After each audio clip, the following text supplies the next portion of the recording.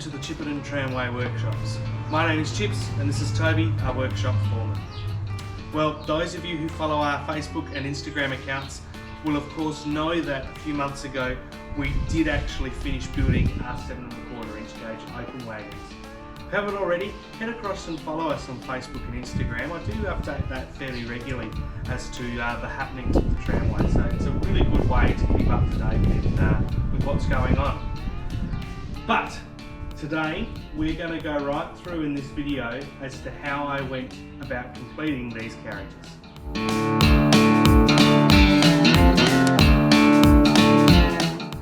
Alright, so in our last episode we went through how we fitted the bogies to the base of the carriage. The next step was actually fitting these coupler pockets. Now, the way I created these coupler pockets was I got some of the 50x50mm tubing that I used for the actual underframes themselves, and I cut it down into 50mm lengths. Alright, so I ended up with a perfect square piece of tube that I then welded to the underframe. I also cut out a section of the underframe, 50x50, so that there is a perfect hole going straight through. And the reason I did that was because I hadn't actually purchased the coupling yet, and I wasn't sure how much length I was going to need. And that's where I made my mistake. I really should have purchased the coupler first, got the coupler in my hand, and then tried to start welding it onto the underframe. Because when I did eventually get the coupler, as you can see, the neck of this coupler is not 50mm high. It's only about 25mm high.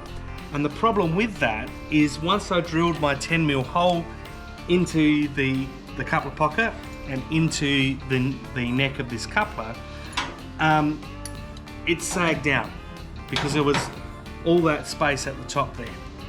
So to solve that problem, I'm using these little spaces that I've made up. These are sort of a longer nut, longer than your normal nut, a bit of a spacer nut. And I made sure that I got one that was way oversized. So it's not a 10mm, because I don't want it to be catching on the actual pin itself. So it's way oversized, and I can put that over top there and sit the coupler into its place, and then that nut actually stops the coupler from tilting forward. I can then get my pin, put it through something like this, I find the hole, there we go, and then it's just a split pin through the bottom. As easy as that, maybe. There we go.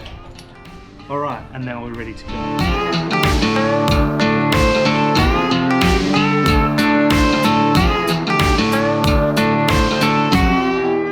The auto couplers themselves that I've ordered from DNC are pretty cool because they're actually direct scale copies of the real thing. This is what all your major freight operators throughout Australia use to couple their carriages together, just on a bigger version obviously. But on my version, quite simple, you just lift this locking pin up and open the jaw up. We can then bring the next carriage, the jaw from that carriage will hit the inside of this little claw here, and then swing it back, the pin drops, locks it all into place. So it makes it a very simple coupling and uncoupling process. The thing with using these couplers is, according to the Australian Association of Live Steam standards, we need to make sure that we've got safety chains to go with this. So I needed to fit safety chains to my carriages, as you can see here. The first thing to do that though was to take the carriages down the club and test out my couplers, make sure that they worked fine. But then I took down my full length of chain and used some G-clamps to clamp them on the carriage and work out exactly how long I wanted the chain to be. And from that, once I worked out how long the chain needed to be to couple to the carriages, that then gave me the distance between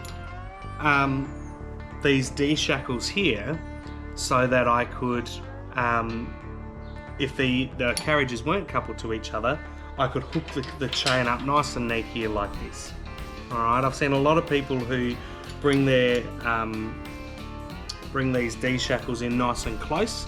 What it means is any time the carriage is not coupled with this end, they have to take the chain away because it drags on the ground. So by taking it down the club and measuring it up, I then get a perfect measure between the two carriages and then between the two D-clamps, D-shackles on this end of the carriage.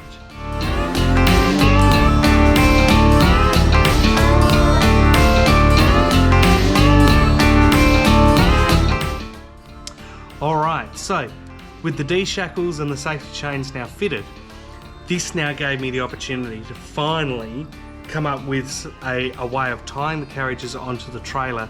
It was a little bit better than trying to use the tie-down straps all over the carriages, which would eventually damage the paintwork on here. So the system that I come up with is by using the D-shackles that are welded to the frames.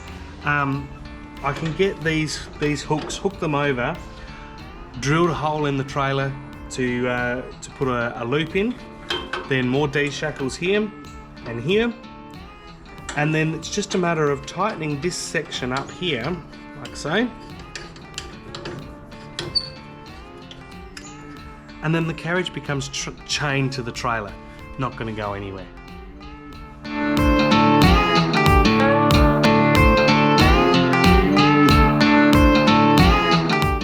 Tune in next time for our final episode where we finish off all the timber work, the paintwork and the sign writing.